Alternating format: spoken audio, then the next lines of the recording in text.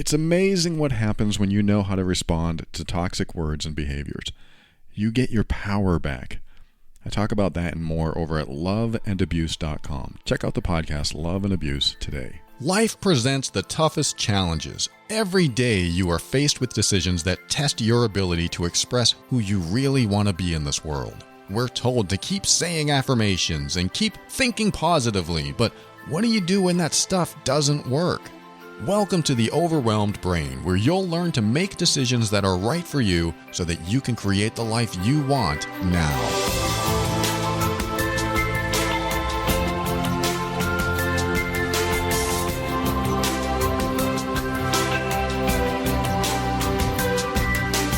Hello, this is Paul Coliani, and I want to help you increase your emotional intelligence, handle toxic situations with grace and ease, and give you the tools to show up as your authentic self.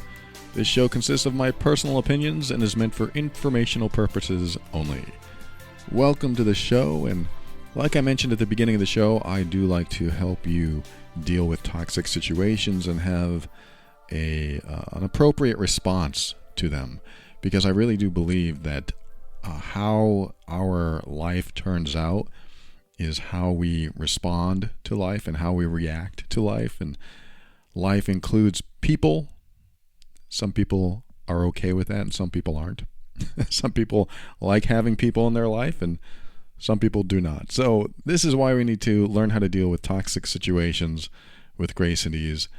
And if you ever find yourself in a feeling of confusion, like you're not sure how to respond, that is probably coming from an untrained place in you. And all I mean by that is if you don't practice this stuff, at least in your mind or in your mind's eye, if you don't practice responding or reacting, yes, you can practice reacting.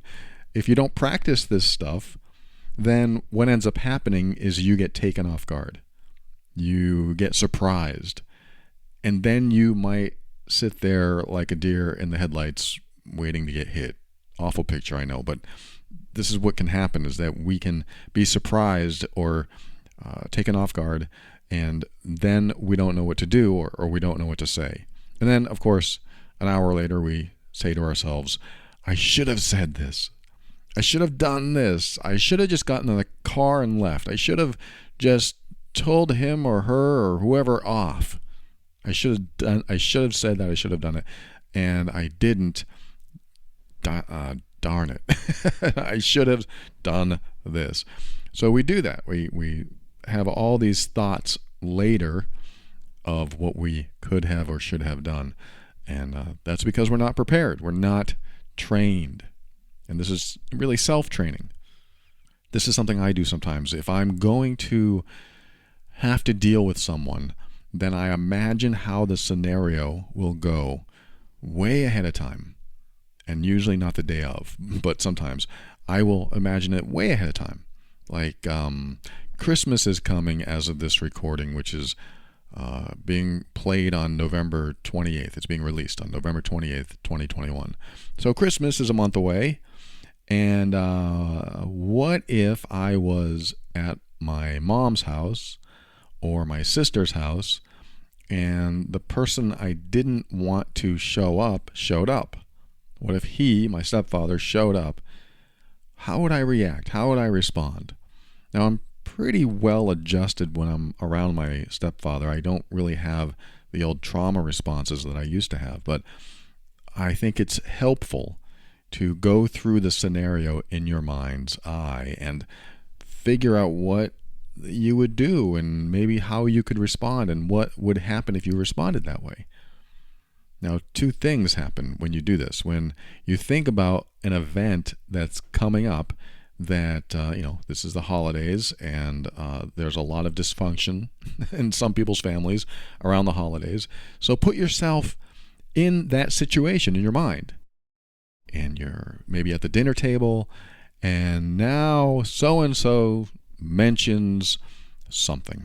They mention politics, or the president, or the fact that you're married to this jerk, or you're not married, or you don't have kids yet, or you made this bad decision when you were 16 and you're still paying for it. Whatever the dysfunctional comment is that is definitely not supportive of your happiness or decisions, which I believe is a loving thing to do when you support someone's decisions for themselves, when you support their path, the path that makes them happy, then that is a functional and healthy and very loving thing to do for someone.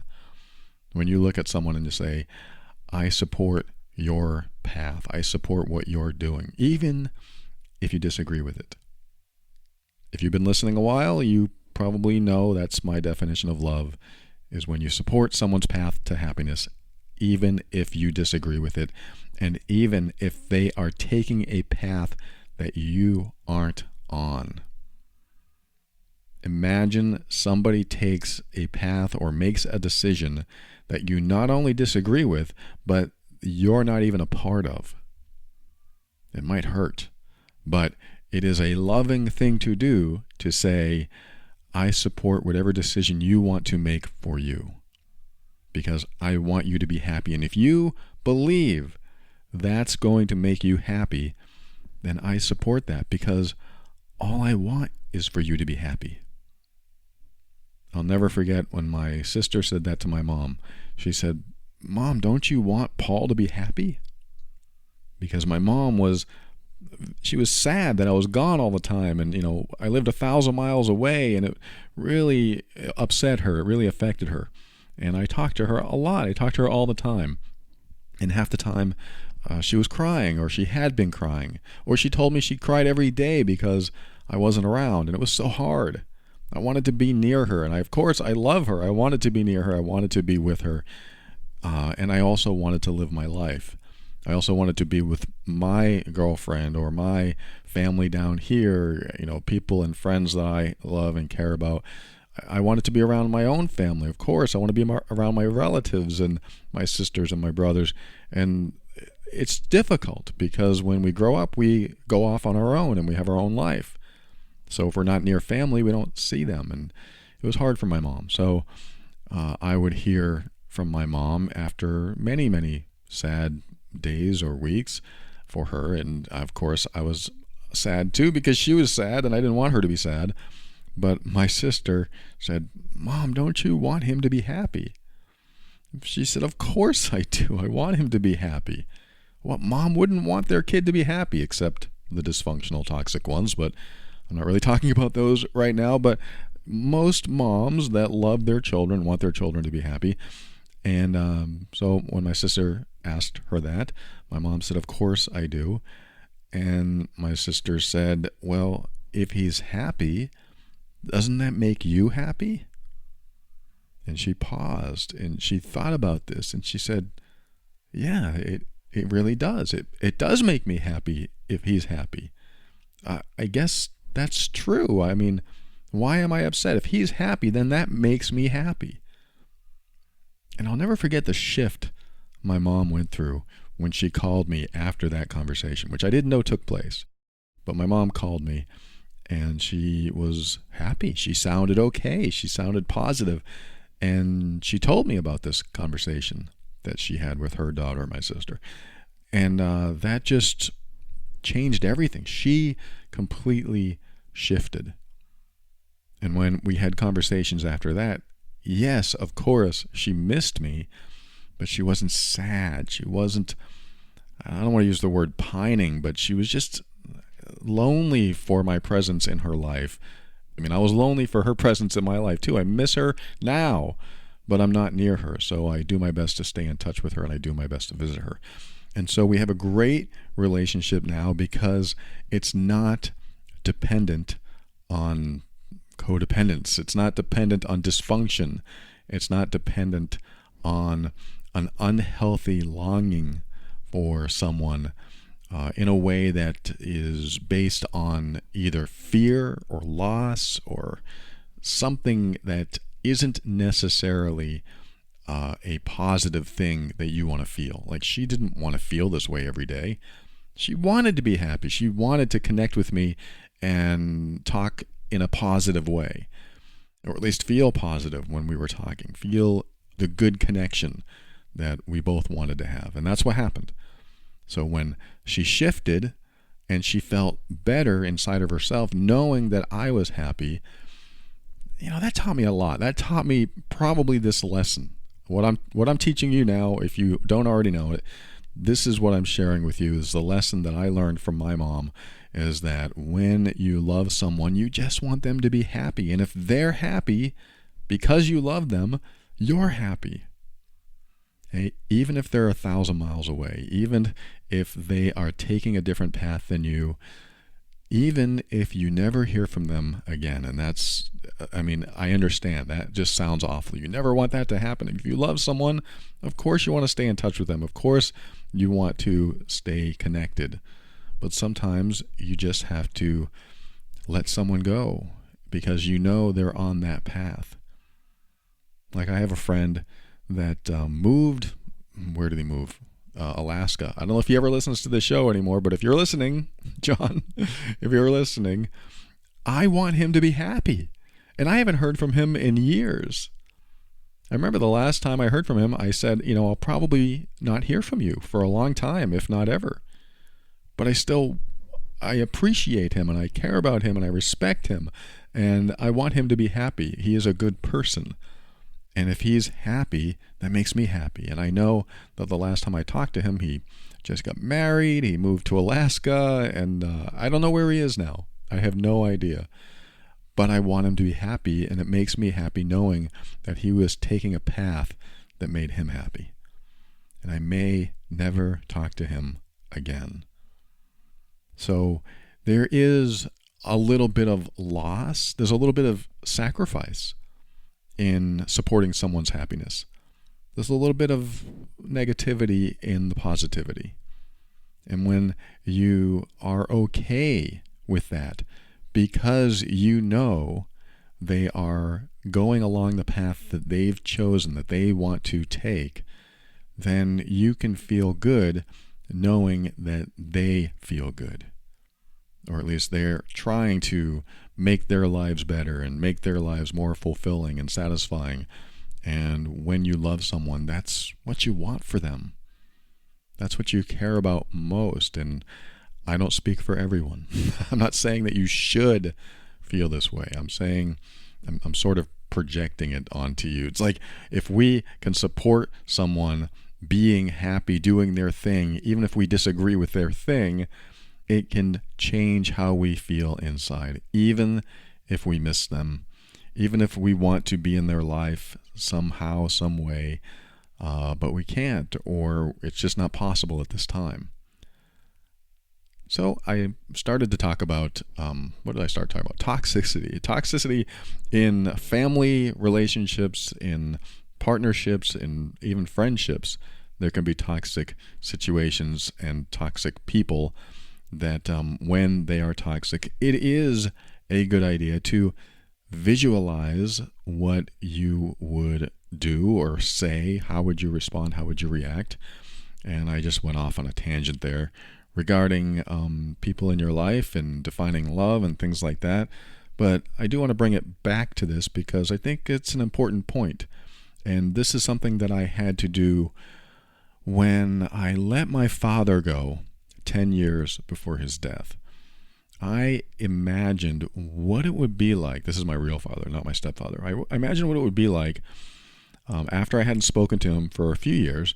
I imagined what it would have been like to lose him if he died, because I hadn't spoken to him, and I really considered reconciling, calling him up, saying, "Hey, Dad, I wanted to call you because I know we had our differences," and I just never did. So I went through this process of, well, what if you found out he was dead? What if he passed away and you don't even know he passed away? You're just living your life, and then suddenly somebody calls you and says, "Hey, Dad's dead." So I had to think about that, and I went through it in my mind. Okay, well, what would I think? What would I say? What would I do? And I imagined learning about his death. Who would call me? What would they say? How would that initial reaction go inside of me? And then I made it real. I pretended it was real. I pretended that someone called me and told me this. And that hurt. But I wanted to go through it. I wanted to experience it because I don't know, why was I doing it back then? I was doing it because I wanted to make sure that I was okay with my decision.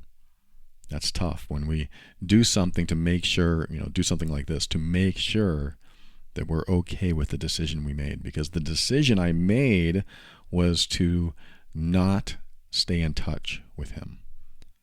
And so I had to make sure I was okay with that, because when someone's out of your life for a while and you've chosen that, you've chosen for them to be out of your life, I think it's important to do this exercise as well. What would happen if this person died? Then what? What do I do then? How would I react? How would I respond? And that's what I did. And I went through it. I went through the pain. And when I learned in my imaginary scenario here, when I learned that he died, what would I do next? Would I fly out there? Would I go to his funeral? What would I do? What would I say? Who would I call? How would I feel? I went through everything in detail. I went slowly. I just went, step by step. Okay, I got the call. Oh, this is my brother. He's telling me because my brother knows him the best. He lives close to him. He knows all about him and what's going on in his life, and I haven't kept in touch.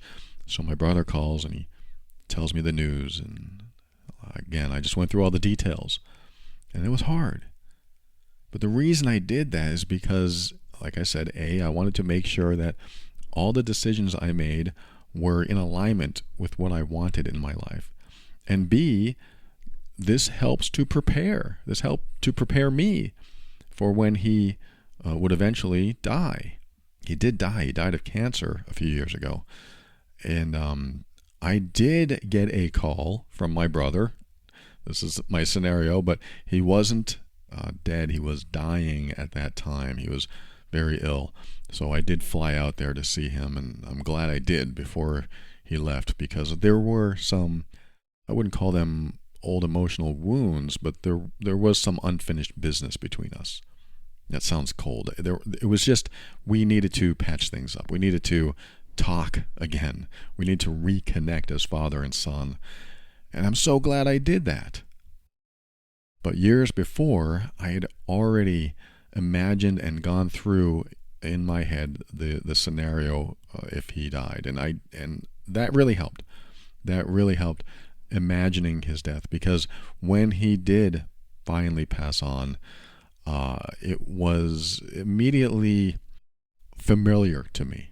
It's just, I don't even know how to put it. It was familiar to me. And I knew what I was going to feel, and I knew how to feel, and I had already felt most of it. I've already felt the pain. I already felt what it was like for this person to pass on.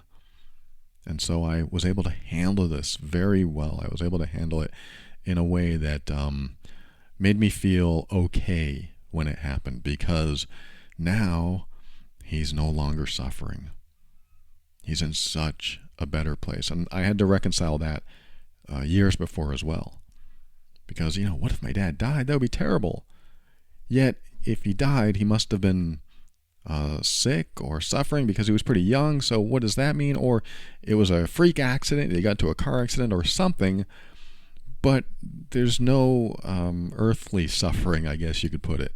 There's no more suffering in any way, because, like the Buddhists say, we're always suffering. There's always suffering.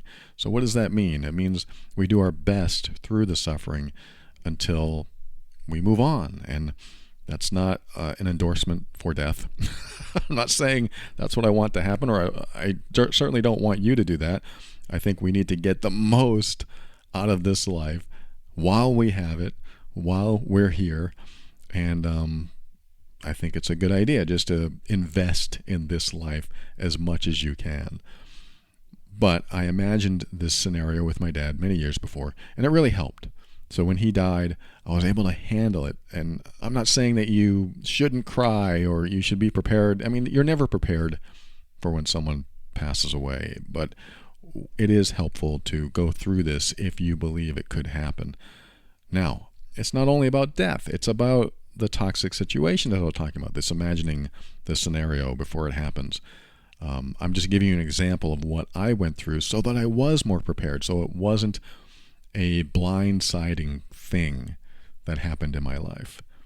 This is something that you can do at your next dysfunctional family gathering. You can imagine what so-and-so's going to say. Like, I would imagine what my stepfather's going to say if he walked in the door. What would I do? Well, how would I feel? And then I go through those thoughts and feelings in my mind and make it real. Okay, my stepfather walks in and he's drunk. Okay, I can imagine him drunk. What do I say then? I'll probably say nothing. I'll probably just walk away. I'll probably just ignore him.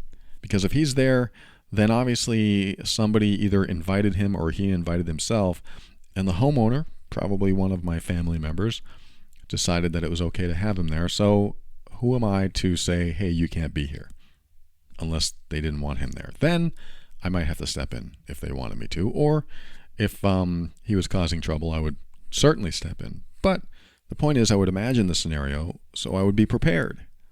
And this comes full circle to what I was talking about, where if you imagine it before it happens, you will be prepared and you won't be that deer in the headlights. You won't be in that suspended animation that can sometimes happen when somebody does something atrocious or embarrassing or belittling to you, insulting, offensive, intimidating, because that's what some people do. Some people show up as highly dysfunctional, highly toxic, and so what do I do if they do that?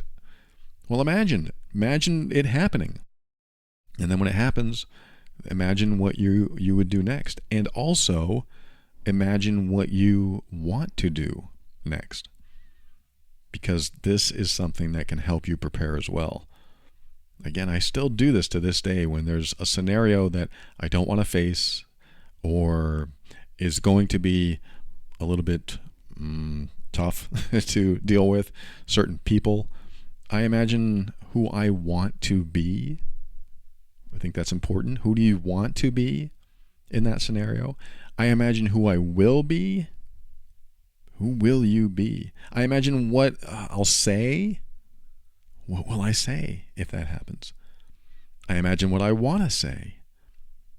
And then I imagine what will happen if I do or say what I want to do or say.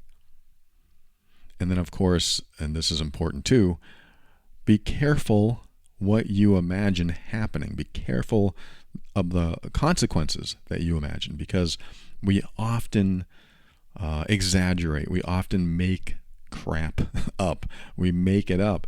And we usually, not always, but we usually are exaggerating what we make up. So I might exaggerate my stepfather punching me in the mouth, even though it never happened. In fact, this is exactly what I thought when he showed up at my mom's house once when I was there. I imagined him punching me in the mouth when I said he couldn't come in. It was the first time I chose to stand up to him. And I imagined it happening. It was an exaggeration because it never happened. He never punched me before. But I just imagined it happening. And this is another important part. When you imagine it happening, ask yourself if you're willing to take the punch. And that's not a physical punch necessarily, and I hope never, but the proverbial punch, the consequence that you've exaggerated. When you imagine whatever happening, how do I say that? When you imagine the consequence of whatever you do or say, ask yourself if you're willing to go through that consequence for the greater good. And that's not the best way I want to word that, but for me, I imagined my stepfather punching me in the mouth that day, and the greater good for me was my mom's safety and my own courage and integrity and character, and it was really stepping into my power. And I wanted to be in my power. I wanted to have power in front of this man, and I really have trouble calling him a man. He's much a child, but I wanted to have my power in front of him. I did not want him to take it, probably for the first time in my life. I don't want someone to take my power away from me. That's ridiculous. I'm an adult. Back then I was like 46. Somebody's going to take my power? I'm 46 now. You can't have my power. You can't have it. That's not going to happen. And I made that decision. And this can happen when you imagine this scenario and what you'll do or say and what ends up happening after you do or say something, because you'll realize, oh, if I do or say that, they're going to do this, they're going to say that, and then things are going to get hairy. It's really going to get worse after that. All right, who do I want to be then? Do I want them to have my power then? Yeah, but Paul, my family dysfunction's really awful. You gotta see, you gotta be the fly on the wall when this stuff goes on, because first they start talking about politics, and then they start talking about my relationships and my career and my choices. They bring up everything. It's awful. I can't defend myself. There's so much that goes on. And not only that, they're fighting amongst each other too. It's ridiculous. Yeah, I know. It can be awful. And who do you want to be? Who do you want to be? Well, if I am who I want to be, then all hell is going to break loose, because I will say this, I will do this, and they're going to get angry, and they flew here from New Mexico, and they're going to be upset that they flew here, and they're going to leave early, and they're going to pack up in the morning and leave. I don't want to do that. I don't want to screw up my family dinner or the holidays. I don't want to be that person that decides to keep their power and say what I'm going to say no matter what. I don't want to have to be that problem. I completely get it. This is why it's important to pick your battles wisely, and probably not in front of everyone else. Of course, it might go badly like that. And maybe even not when you're alone with them, because they could do exactly what you fear they'll do. They'll make a scene. And if they make a scene, then what? They're going to blame you. That's what happens with toxic people. They blame other people and never take responsibility for their own bad behavior. They blame you. They just say, well, if it wasn't for Paul, we'd stay. But, he apparently has a problem, and he can't work it out, so we're going to leave. Thanks for blaming me. That's fine. And then half the family will be against me. Probably not in my family, but I'm sure you can relate. Some people can relate to this, and they can understand it. So what do you do then? Are you supposed to just do exactly what they want you to do? The way I handle it, the way I handle toxic family dysfunction or any dysfunction when it comes to especially gatherings like this, is be okay in my own skin to the point where I'm so confident about all the decisions I've made in my life, even the massive failures, that nobody could knock me over no matter what they do or say. Because that is internal. It's about me. It's for me. I'm okay with me. Remember that book in the 70s, I'm okay, you're okay? If you don't, just imagine I'm okay. I'm okay. Whatever you're about to say isn't about me. It's about you, because you're projecting all your insecurities onto me, all your fears, every failure that you've had in your life, you're putting onto me because you believe that the decisions I make are going to end up the same way you ended up, and you probably just hate yourself. That's a huge leap. I'm not saying that they hate themselves, but they might. Maybe they have fears. Maybe they have those insecurities. Maybe they have a lot of stuff going on inside of them, because who would put you down? Who would make you feel bad other than someone who feels bad in themselves? Who would put you down other than someone who puts themselves down or feels like they could have been more successful, or a better way to put it, feels like a failure? Because if they are putting you down and making you feel bad, There's a lot of toxicity in them already, and they are just spewing it out on you so that they feel better about themselves in some small way, like getting a quick high. I don't know. They could be, but it happens a lot. They don't want to feel bad in themselves, so they push their own fears and insecurities and whatever onto you so that you can feel bad. That way you can take my pain away and I'm taking your power. Thanks, but no thanks. I don't want that to happen. I'm not going to let that happen. I'm going to keep my power, and you can keep your pain, because I don't want it. I don't want your pain. I don't want your fears. I don't want your insecurities. You can keep those. Well, you should have chosen a better career. I'm being that dysfunctional person. You should have done this for yourself. How come you didn't follow the path that I told you to follow? Or how come you turned down that position? Well, I feel pretty good about the decisions I've made, so I'm not sure what you mean. What do you mean? You're just doing this for your life now, and you're not making much money. You're not successful. Yeah, but I feel good, and I figured you'd want me to be happy. Well, you'd be happier doing this. Well, I feel pretty happy now. I mean, I feel really good about what I do. I'm giving you an imaginary conversation that, of course, probably wouldn't go that smoothly, but you can tell it would escalate. It would get to a point where, well, I'm right and you're wrong. It would get there, very likely, with a toxic person, because they don't want to be wrong. But what I'm doing is giving you an example of keeping your power. Keeping your power really is all about saying things like, I'm confident in my abilities. I am happy with my decisions. I know I've made mistakes. I know I've taken wrong turns. I know about my failures. And it's easy to know about my failures because, you point them out. No problem.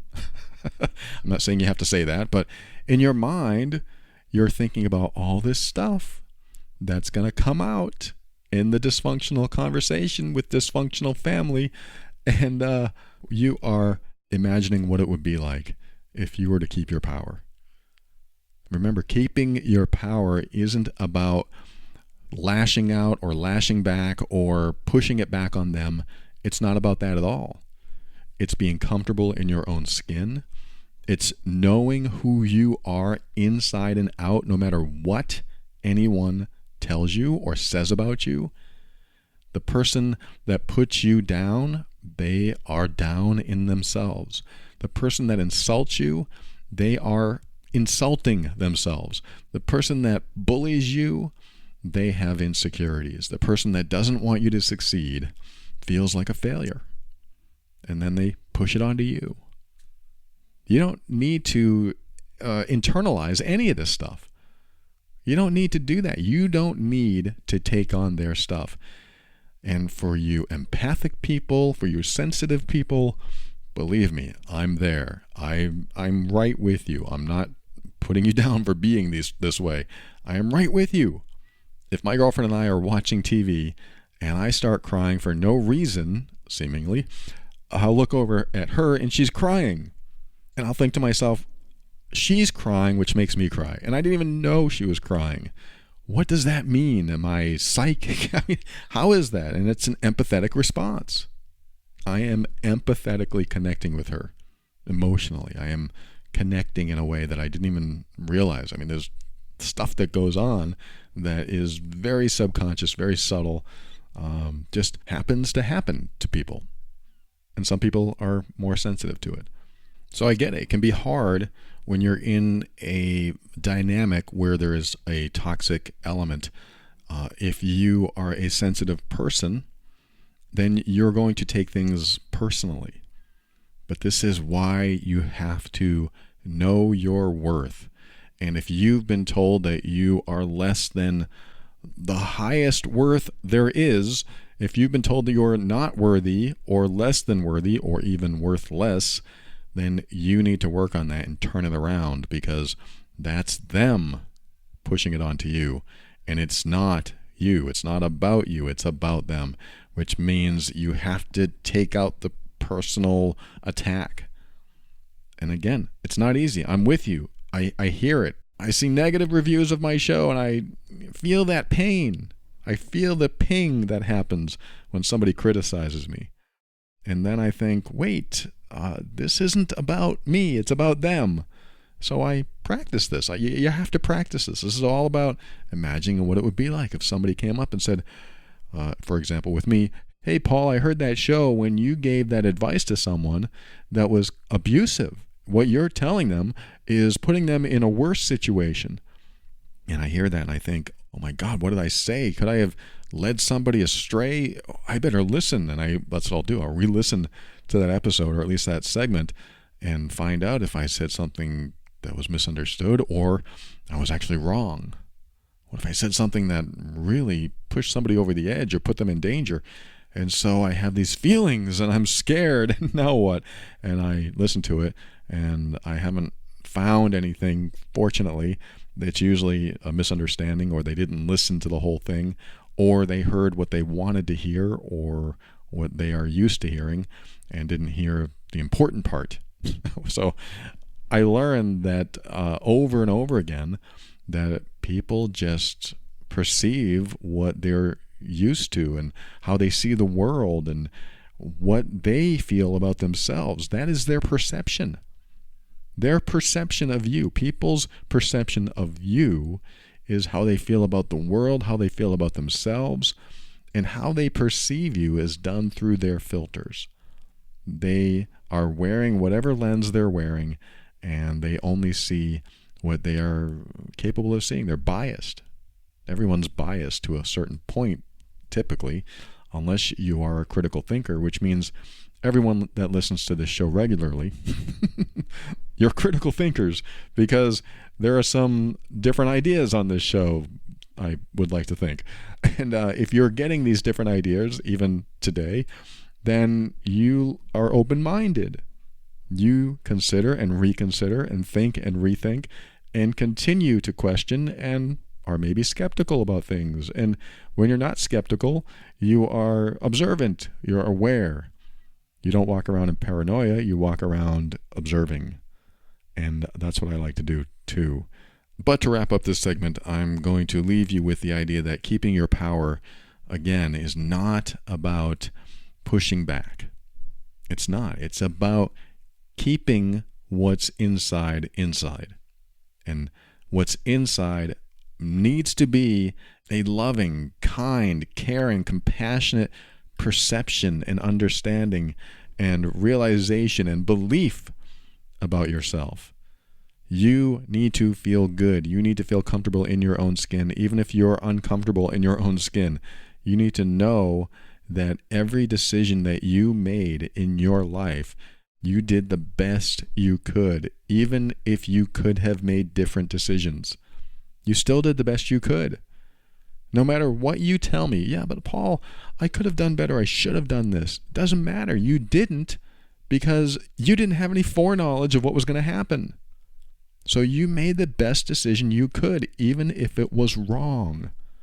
Even if you failed, you still made all the best decisions you could, because you wouldn't have made any other decisions if you knew nothing more than you did.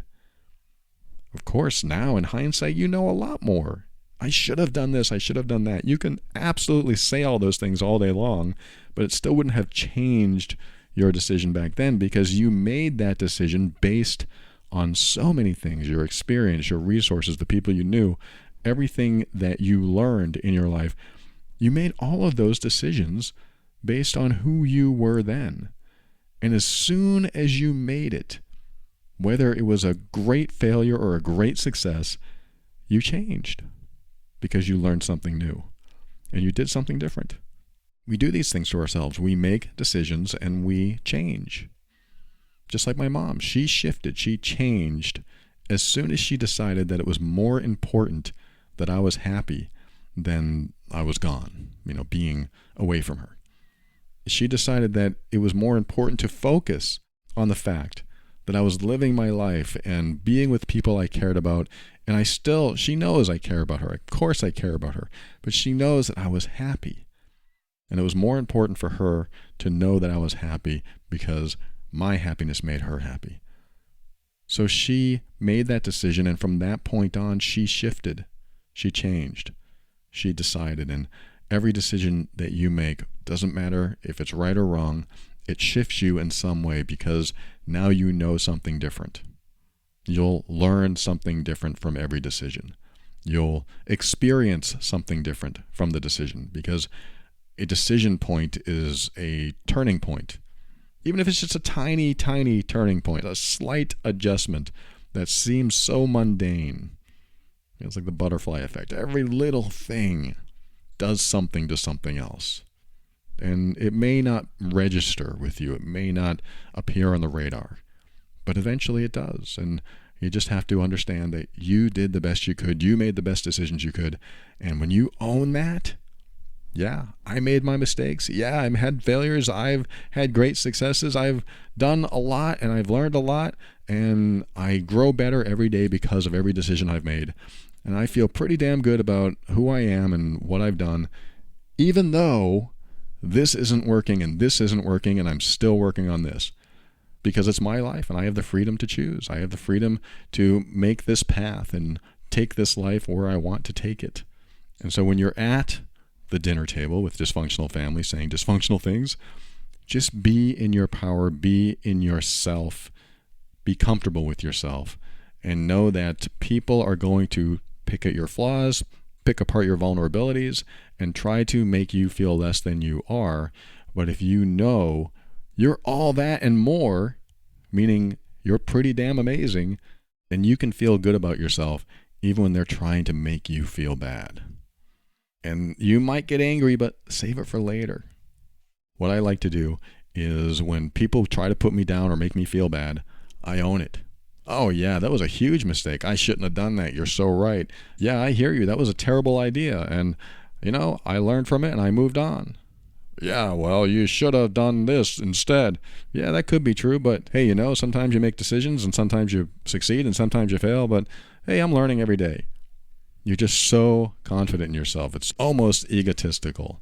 And sometimes when you show up as a little bit more egotistical than you used to be because you were insecure, it all balances out. I talk about building an ego in other episodes, so we won't get into that now, but this is a long segment, so I think I'll end it now. We'll be right back after this.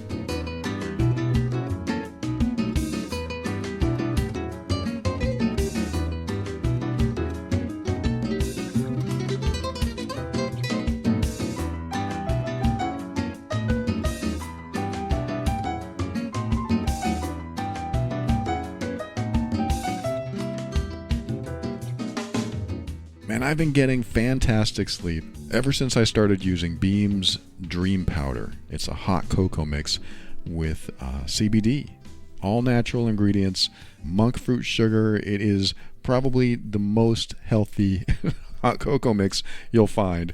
I'm not claiming that. I'm just assuming that because what I've seen in hot cocoa, usually it's not that great, but what you'll find in Beam's Dream Nighttime Powder is nothing but the best ingredients: reishi, magnesium, L-theanine, melatonin, plus one of the most amazing ingredients that you've absolutely heard of, CBD. CBD is something that I've not talked about on this show before Beam because I needed to find out what it was and what it was like and how it affected me, and I don't like to share things unless I know how it affects me, and I am so comfortable with it because I'm so comfortable at night.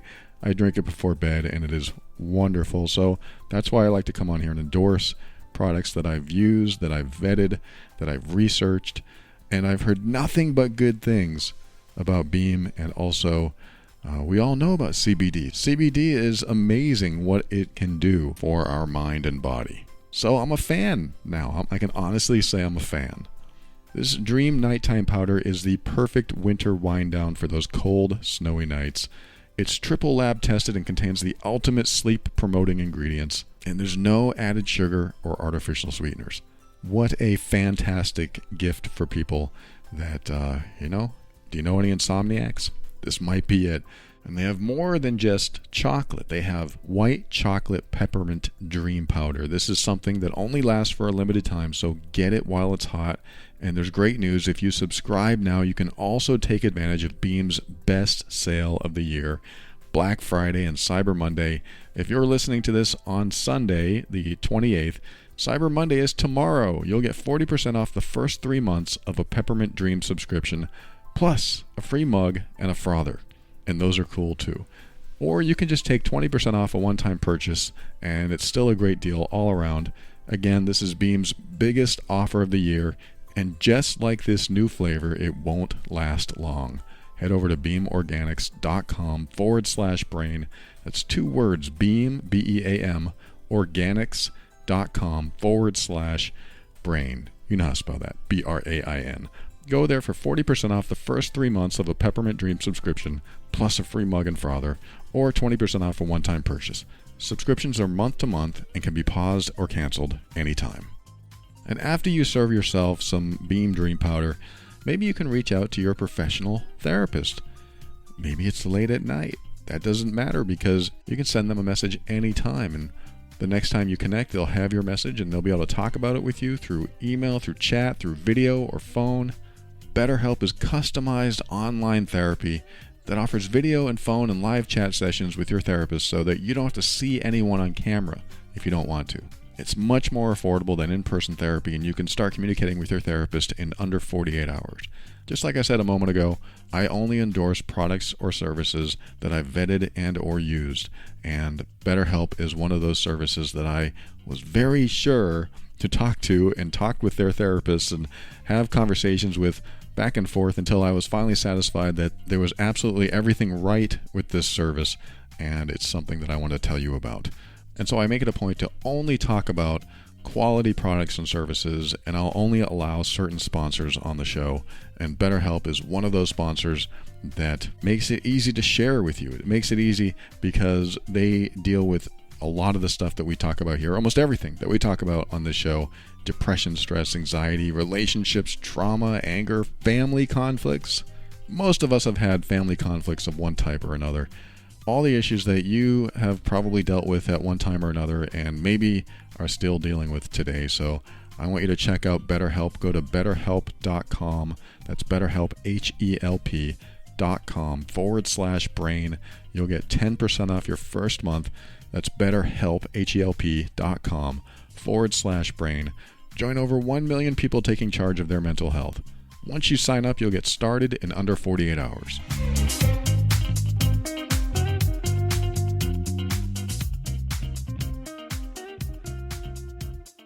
All right, welcome back. I'm going to read you a quick message because I ran long in the first segment.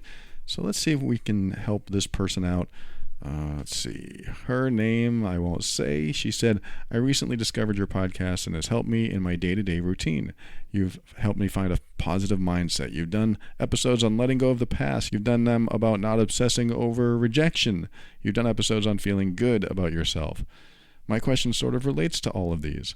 I feel that in most situations, I am the type of person who is overlooked, undervalued, the person people tend to talk over or just reject. It's hard not to let that affect your self-image and self-worth when it happens time and time again. When it does happen, it no longer feels like a small slight. It's all these things that just feel like they build upon each other or build on top of each other. How do I not let this get to me and continue to try to believe in myself when I feel like all of these outer elements tend to work against me? I know people can relate to this. Thank you so much for writing that. And this is something that I'm sure that, like I said, other people can relate to.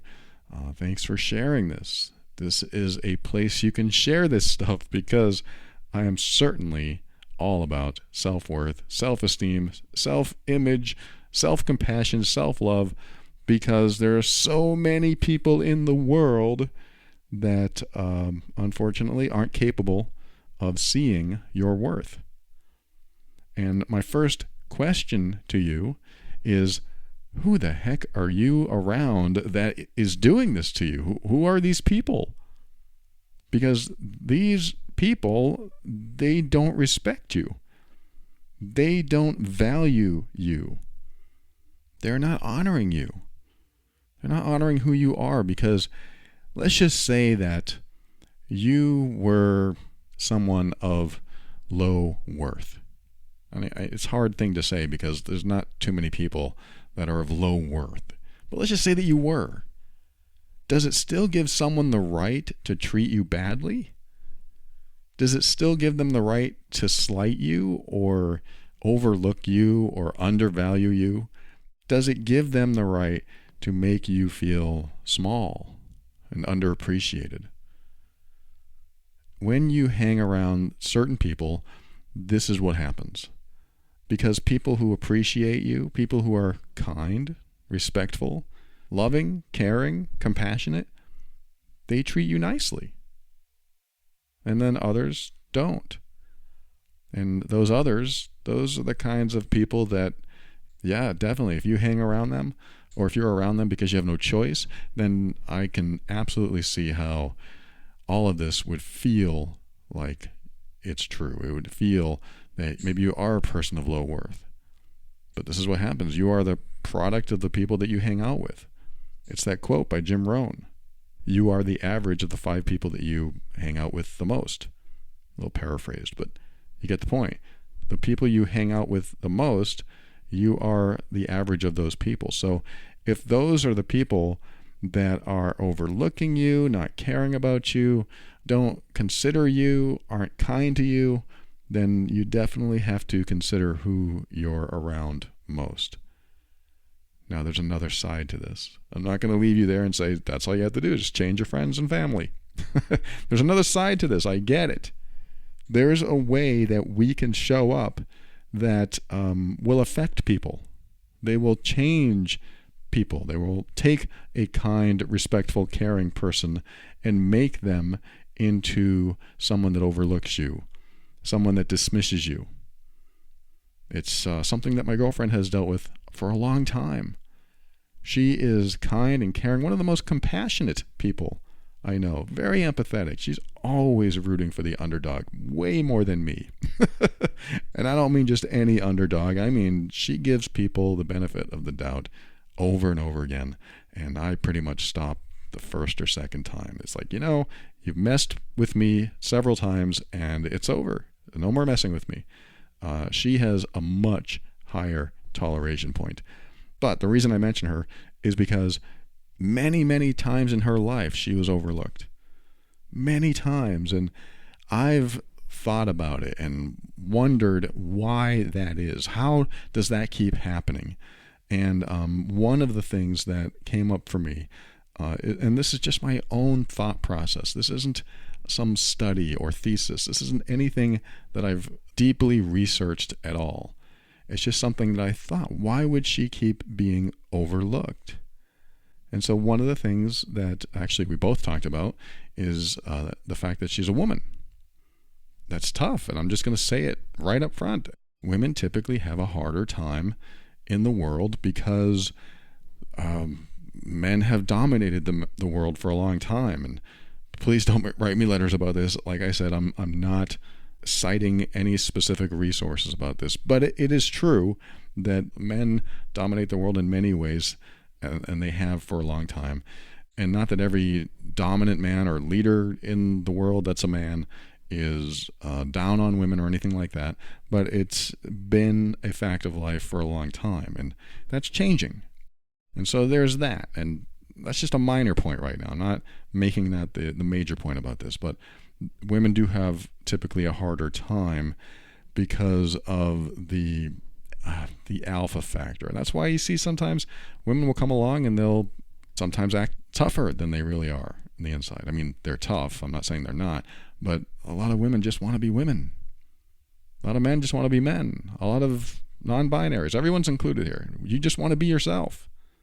You just want to be yourself. And some people have to be someone else in order to fit in.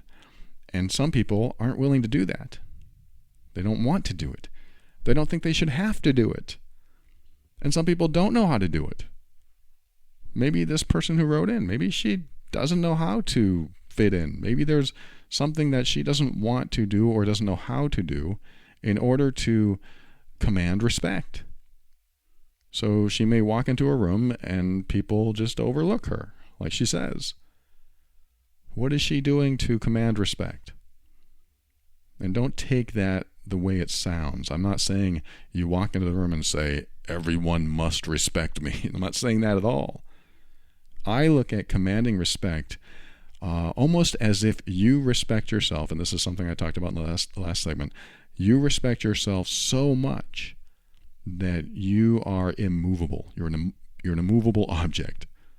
When you respect yourself so much that you're an immovable object, then if someone tries to overlook you or dismiss you or make you feel less than worthy for some reason, you can say, hey, I'm here. I'm present. These are my thoughts. This is my opinion. This is what I'm here to say. And I expect to be treated fairly. Again, you don't necessarily say these things. You feel it inside. Because I believe when you are dismissed or overlooked, there's probably some sort of insecurity that you're wearing on your sleeve. There's an insecurity that's being sensed or detected, or somebody is just uncomfortable because of that. And I'm not blaming you for this. I'm just saying there might be something in the way you're presenting yourself or the way you're showing up that may not be very conscious to you. And I'm not calling this a weakness either. It might be a simple naivete. It might be something that you are blissfully ignorant about. And a lot of people are blissfully ignorant in how they show up. They're not even aware that they're coming across a certain way. And so I thought with my girlfriend, maybe she has just not walked into a room commanding respect, because it's not that she doesn't respect herself. It's that maybe she feels like she doesn't deserve respect or deserve a feeling of worthiness because, she told me the story when she was younger. She felt undervalued, just like you put in your email. She was told that she should, do other things with her time because what she's doing is a waste of time. And so all this effort that she put into the stuff that she was doing when she was younger was put down. And when she felt good in herself about everything that she was accomplishing, other people, authority figures in her life put her down and said, you're not that great. And that really stuck with her. So I'm sure when she walks into a room, years later, she still has that inside of her. Well, I'm not that great, so I'm not going to command that respect, or I'm not going to command this feeling of worth that I am because I don't really feel as worthy because I'm not that great. And so how we present ourselves, it goes through the air, it lands on people, and people detect it. They sense it subconsciously. Our little micro movements, our little inflections in our voice, it's how we show up.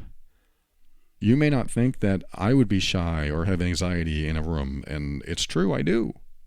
If I walk into a room and there's a lot of people there and I don't know anyone, I might be a little shy. I'm not one to start the conversation typically. I just kind of stand back. I look and I wait and I listen. And if it's something I know about, I might start to creep toward that person and maybe listen some more and then maybe talk. But I stay back. I'm an introvert. This is how I present myself in a room. At the same time, there's something I don't do that I believe I don't do, is that I don't walk in there unsure of who I am. I don't walk in uncomfortable of my worth or confused about my worth or feeling that I'm worth less. Because there's something I've learned is that when you have a low amount of self-esteem, you are not feeding your ego enough. I see self-esteem as like a cup. You can either have an empty cup, which is no self-esteem, so you feel probably completely worthless or unworthy, and then what you pour into it has to do with your worth, and your worth is also made up of your ego, because you can have a healthier amount of ego to balance out a low self-esteem. So what you pour in that self-esteem cup is how you bring up your worth or how you feel worthy inside yourself. And if that's pretty low, that's how you walk into the room, and that's what people might sense in you. Not that they have a right to mistreat you or anything like that, or disrespect you or overlook you, but sometimes what ends up happening is that people will treat you the way you feel about yourself. I'm not saying it's always true. I'm just saying this can happen. So when you walk into the room and you're insecure, they may treat you in a way to accommodate that insecurity, or I should say synchronize with that insecurity. Oh, that person's insecure, so I'm going to overlook them because they're insecure, because that's what they're aligned with. It's a little strange if I put it that way, but I think it's a good way to look at it, because it could change how you show up. If you walk into a room confident, knowing that you're all that, hey, I'm great. That's why I tell people that are in relationships and they're insecure, especially like jealousy. If you aren't secure in yourself, if you feel less worthy and less attractive and not as strong or not as whatever than other people, you might end up being jealous in your relationships, which is why it's important to know that you're all that and you're a good catch. And if somebody can't see it, that's on them. That's their fault. That's their problem. That's on them. But what that does is it allows you to feel good inside yourself and feel comfortable inside yourself. And then when somebody comes along and tries to overlook you or dismiss you or disrespect you, you can say, no. That's not what I command. I command respect. I command attention. Again, it's not about literally commanding it. It's about knowing it in yourself, as if you are commanding yourself to be respected, to be treated with kindness and sincerity, to be seen as worthy, to know that your opinions are important. This is what you do. You show up that way. And so that takes work. Look up my episode on building a healthy ego. It's at theoverwhelmedbrain.com. Just type in the word healthy ego and you will see an episode on it. And it's important that when you feel low in self-worth and self-esteem, that you fill up your ego. And a quick story behind that is something I've told before. When I got my first muscle car, well, my last one too, my first and last muscle car in high school, I was insecure. I was afraid to ask people out on a date. I just didn't feel confident inside myself. And so I saw this muscle car for sale, and my mom actually bought it for me, and I drove it to school, and I drove it around town, and suddenly I felt amazing. I felt crazy good, and I thought, wow, this is a shift. This feels so good. This is something new. And boy, did I feel so confident in myself. I just felt sure inside myself. And after I got rid of that car, I decided to keep that confidence in myself. I decided to keep the surety, and I felt secure. And I just took that with me, and I just kept going and working on that ego, because that's a very egotistical thing. You get a muscle car and then you show off, or you just go around town and people look at it and go, wow, that person has a nice car, or that person must be special. And that's probably not what they're thinking at all. Who knows? But I felt good. This is something that represented me. And that's my little ego story. I had another ego story about ballroom dancing. I thought that was really cool. People would see me and they'd think, wow, that guy's a good dancer. Those little things like that, they fill your ego. And as long as you don't go overboard, then you don't become narcissistic. You don't become egotistical. You just have to fill that self-esteem cup enough so that you feel good inside yourself and you feel the worth and the worthiness that you are. You are all of that. And so, there's a lot that this person might be dealing with, and I'm sure that we could, take a ride on that train and see where it goes, and there's so much to unpack there. But I think that's where I'd start. Is what do you feel inside you that when you walk into the room, if they could see inside you, what are they seeing? I don't even like doing that to you. I don't like making that happen, but everyone has their own perceptions and filters, and if you aren't in alignment in yourself where you feel good and comfortable in your own skin, and you can show up with confidence and surety in who you are, and you know that you are worthy, that is something that needs to be worked on. Like you said in the message, I'm working on this stuff, but it starts to take a toll on you. Yeah, I totally get it. It does start to take a toll, and that's why you got to be a little bit more egotistical. And ego isn't a bad word. It is just something that when you are low in self-esteem, that ego needs to fill the cup a little bit, or a lot, just so you can balance things out and feel good inside yourself. So I would also recommend you visit your past and figure out who dismissed you, who overlooked you, and what you did with that. Because when we're a child, we develop these coping mechanisms and we say, daddy did this to me, or mommy, or whoever made me feel less than worthy. And when they saw me writing with my crayon on the living room wall, they said, you're the worst artist ever. And ever since then, I didn't want to draw anymore. These little things that they don't seem like life-changing events, we can carry them with us forever. We can just keep moving forward thinking, I'm a terrible artist, I'm a terrible singer, I make terrible decisions, whatever it is, you're bringing this with you, and it's time to let this stuff go, because we have to heal from this stuff so that we can walk into a room and feel good inside ourselves, not thinking about all the times we disappointed so-and-so when we were 6, because that can happen. We can just bring this stuff with us. So there might be some inner child work in here. There might be some self-parenting that needs to be done.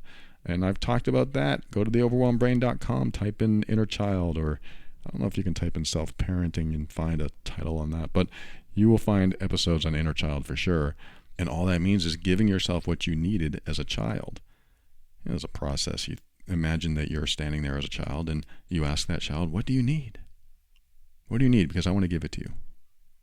I just want a hug. I just want love. I just want somebody to say that I'm great or that I am special. I want all of this stuff. And sometimes we have to do that ourselves, which it sucks, because we should have people, or we should have had people in our lives that did that with us or for us. And if they didn't, we should have people now that do that with us or for us. I mean, not in a codependent way, but we don't want to hang around people that are necessarily toxic or at least unhealthy. We don't want to hang around them if they are being disrespectful or dismissive or whatever they're doing, because that doesn't make us feel very good about ourselves. And when you find people that make you feel good about yourself, that's a good person. And, the other side of this is how you present yourself as well. And I think that's more important than anything. If you have any level, I'm extending this because I just thought of something else. If you have any level of codependency inside you, where you're needy or clingy, or you're a people pleaser, or you just have to have people in your life because they are the source of your happiness, and they feel it and they sense it and they feel that drain, that can also turn people off. That can also cause people to overlook you. Again, I'm not putting anyone down for being these things. I was all of them. I was just about all of them. And so that's why you can look in my archive of episodes and find episodes where I talk about all this stuff. Dysfunction, codependence. Sometimes that rubs people the wrong way. Like, oh, that person's always so needy. They follow me around. I don't really want to deal with them. I don't want to talk to them. So I'm going to stray away from them. I don't know if that's you or not. I don't know if that's how you show up. But that's good to understand, because some people will feel the drain. People pleasers have a tendency to do this. They tend to drain people. Oh, what can I do for you now? What can I do for you now? I'll get that. Don't get up. No. You don't have to do everything for me. I really know how to make my own decisions. I'm not making fun of you. I've done this myself many, many years. I'm just saying this is what happens, is that people that don't have these dysfunctions or don't deal with codependent people or rescuers or fixers, they can view a rescuer or a fixer, a people pleaser, or a codependent person of any type as someone that needs them a little too much. So they'll start to distance themselves. So you got to be careful about that too. So if that's something inside of you that you need to work on, or one of those components or qualities is inside of you, then it's good to look at that and be honest about it. And it doesn't mean that you're dysfunctional or a problem. It just means there's something that you need to look at so that you don't show up in a way that might rub people the wrong way. Well, this is a self-help show. So you want to look inside yourself. And at the same time, maybe it's not you at all, like I said at the beginning, and it's just the average of the 5 people that you hang out with most. It's a great thing to think about because some people don't have your best interest in mind, and some people don't care. I'm going to give it to you straight up. Some people don't care about you. Why? It's not you because they only care about themselves and their own needs. If you're not meeting their needs, they probably have no use for you. That doesn't mean you can't. It just means they're not able to control you or manipulate you or whatever. You can't satisfy everyone. So I hope something in here that I've said helps you. Thank you so much for writing this, and definitely keep listening, because if anything else comes to mind, I'll let you know. Tune in again. I appreciate you. Thank you for listening to another episode of The Overwhelmed Brain. We'll be right back with my thank yous and my goodbyes and my final words right after this.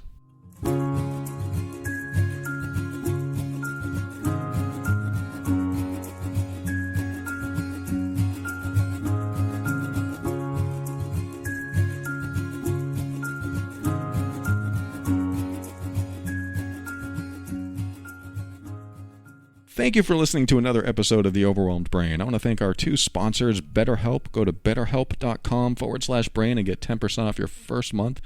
Great service and a great product, Beam's Dream Powder. Check it out. Check out their white chocolate peppermint mix right away because it's going to go very soon. Head over to beamorganics.com/brain and get the special deal while it lasts.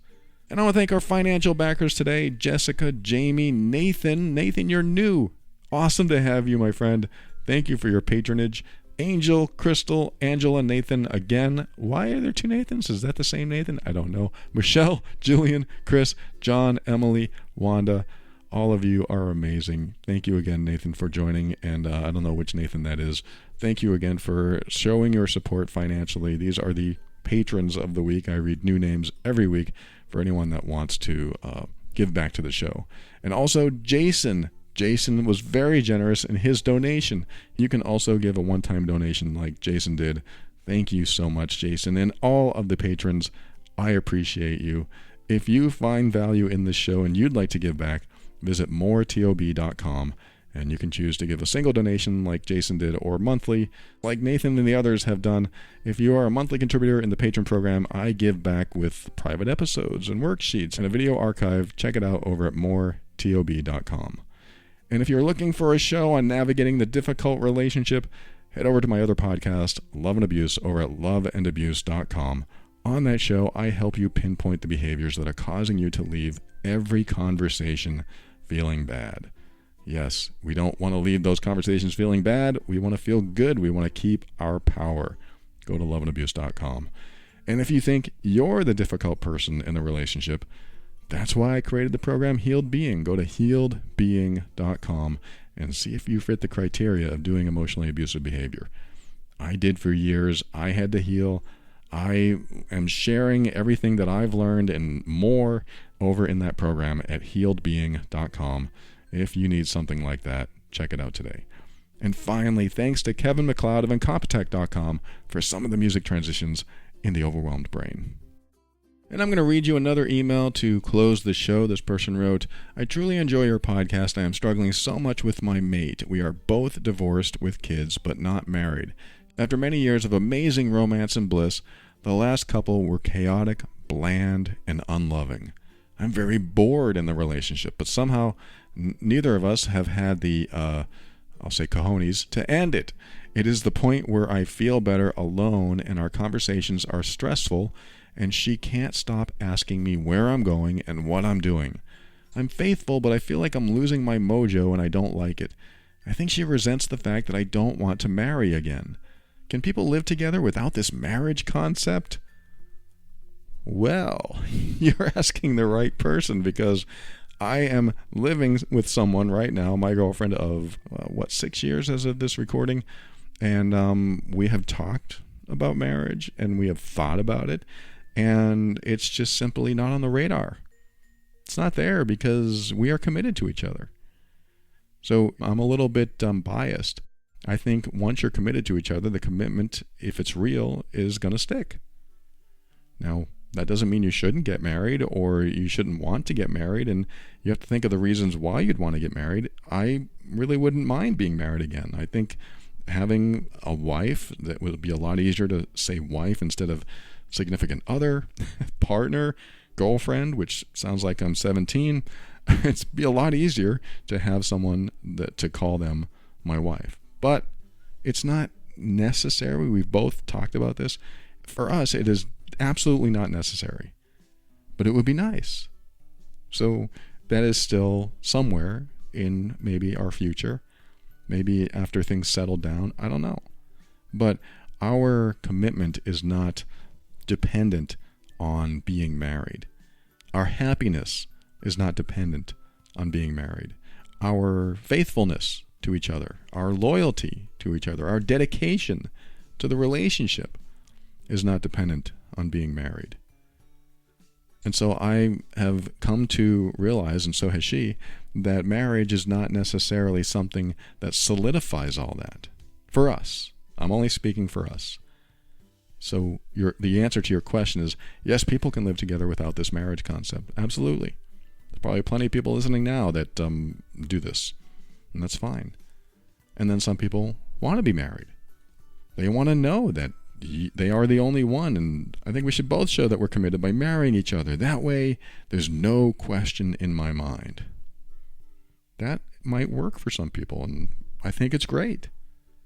I'm in a relationship where there's no question in my mind that we are committed in every way to this relationship.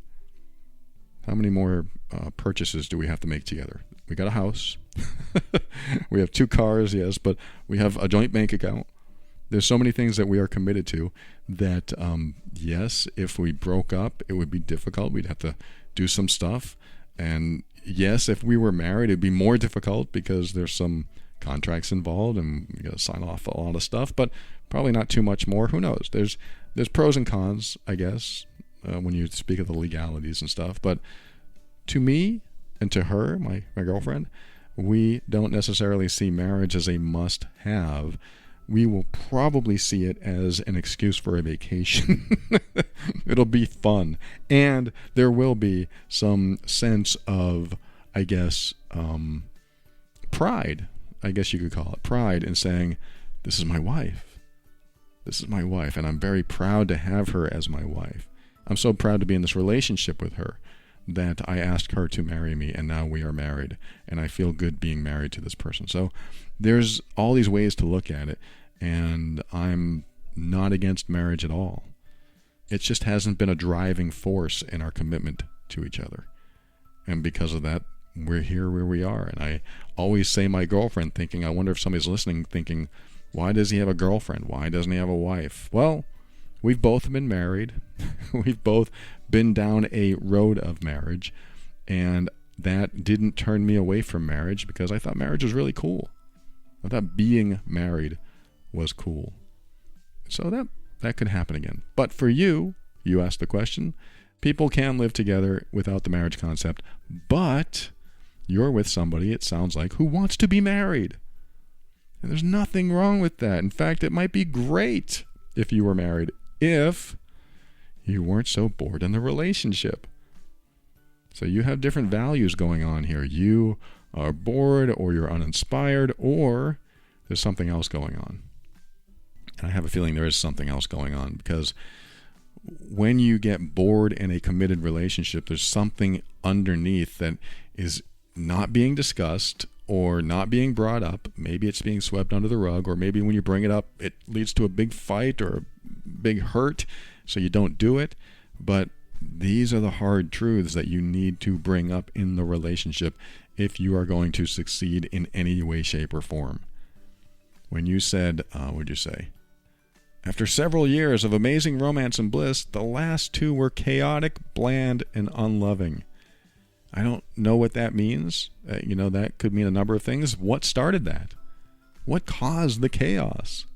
What's happening? I mean, is it because she can't stop asking you where you're going and what you're doing? And if that's the case, why don't you just say, hey, look, stop asking me where I'm going and what I'm doing. And she says, well, we have a relationship, and I would hope that you would give some time to the relationship. And you say, well, I want to go do my own thing. Then now you have a decision point, right? Where you make a decision that you don't want to be with her because you want to go do your own thing. And she has to decide if she wants to be with someone who doesn't want to be with her. Kind of giving you equal responsibility here. At the same time, it sounds like she might be feeling like her needs aren't being met, and you are distancing yourself more and more, making her feel like she's in this relationship alone, causing her to want to be with you more, and maybe is having some of this codependence that I was talking about coming out, finding out where you are, where you're going, being needy, trying to get her needs met from you because you're distancing yourself. And this is going to continue, unfortunately, for both of you. If you keep distancing yourself from her and she keeps trying to pull you back so that she can get her needs met, and you're not into it, the relationship's not going to work at all. And since you're writing this and you know there's a problem and you know you're bored and you don't have the cojones, like you say, to end it, it might be time to grow those plants. It might be time to take it seriously, because what's happening, and this is what I'm really reading into it, is that you aren't in love with her anymore and you're not feeling it, and she still wants more from you. And you must either be breadcrumbing her a little bit, like, hey, I'm going to treat you nice and respect you and make you think that we're still in a relationship, but I'm not really into it, which makes her feel like maybe there's a chance, which would be on you, because that would be not very nice. It'd be not very nice to let her know there's still a chance. And if she feels the same way, if she's bored and she's distancing herself from you, which I don't know if that's happening because of what you just said, if she feels that way too, then yeah, you might have both of you in this stalemate and neither one of you is making a move. But I think that you have to look inward and ask yourself, what do I really want? And, you can look at it this way. You can imagine the future, like I talked about in the first segment. What would happen if you woke up tomorrow and she was gone? She packed her bags and she left. How would you feel about that? Would you be okay? If you said hallelujah, then that's probably the right decision. It's probably best for you to split up. If you said, that would make me sad, then maybe it's time to have the hard conversation of, look, we've been feeling distanced here. I know it. I've been bored. I've been trying to make this relationship work, but it's not working. So what can we do about it? And have a real conversation on it, because if you don't, it just continues spiraling downward. It's not fun to be in a relationship like this. And if it's gonna fall apart anyway, you might as well bring up the hard truths. You might as well talk about this stuff and get it out. Because the worst that could happen is it goes where it's going anyway.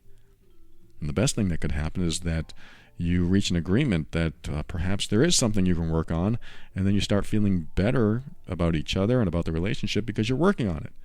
Because like you said, you had an amazing romance, unless it was just all lust. Maybe it was. I don't know. But this is something you certainly have to have a real conversation on, with real truth and just speaking what's really on your mind. Because if what's on your mind is, I'm not attracted to her anymore, then, what do you need to be attracted to her? And if she can't fulfill that for you, and you base your connection with her on her physical appearance, and you can't be around it anymore, then you need to move on, because what you're doing is torturing both of you. And I'm not going to talk about whether it's shallow or not to base a relationship on attraction or anything like that. I think attraction is an important component of a relationship. And if you've lost an attraction to someone and you can't get it back, then it's time to make a decision for yourself. This is all internal. It's all in you. And don't expect her to do anything. In fact, I would recommend that you expect her to never end the relationship. Never. And that's the next question for you. And the last one I'm going to give you is, if you knew for a fact that she would never, ever leave the relationship, ever, then what would you do then? Think about that and make it real in your mind. Ask yourself, if she never ever left, if I knew for a fact that she would never ever leave, what would I do then? Well, I would just have to do this then. What is this? What is that? Go that route, because you might have to do it. You can't always wait for somebody else to do what you want to do in the first place, just because, you don't want to be the bad guy, or you don't want to initiate something that's going to be tough or be confrontational. But you got to go through life and consider that somebody else may never do what you want them to do. So this is why I prefer taking action yourself. So either take action, do what you need to do, or have a conversation. Try to work things out. Tell her what you're missing. Tell her what you need. And if it doesn't work out, at least you can say you've tried. And if it does, well, maybe you'll get something new and special, and it'll be great. But no matter what, I think the next step needs to be taken. So whatever that step is, ask yourself those questions, and maybe you can take it. Maybe it's time to stop this stagnation. Get out of the rut. Because the way it is today, it's going to be the same way it is tomorrow and next week and next year, if not worse. If nothing changes. If nothing changes, and that's like another question that I didn't ask, if nothing ever changes, what would you do then? And that's basically the same thing as asking, if she never ever leaves, what would you do then? I wish you the best with this. Good luck. Relationship stuff can be complex, but it doesn't have to be. You can actually talk to people. You can actually have the hard conversation. And if you've both reached a stalemate and say, well, you should leave, and you should leave, then the person listening to this right now, if that's what you need to do, that's what you need to do. It's really about honoring yourself and honoring the other person by not being in a situation that you both aren't really benefiting from. So whatever you need to do, might be time to take a step. And with that, just keep your mind open no matter what you decide, so that you can step into your power. This will help you be firm in your decisions and actions so that you can create the life you want. Always take steps to grow and evolve. You are powerful beyond measure. And above all, and this is something I absolutely know to be true about you, you are amazing.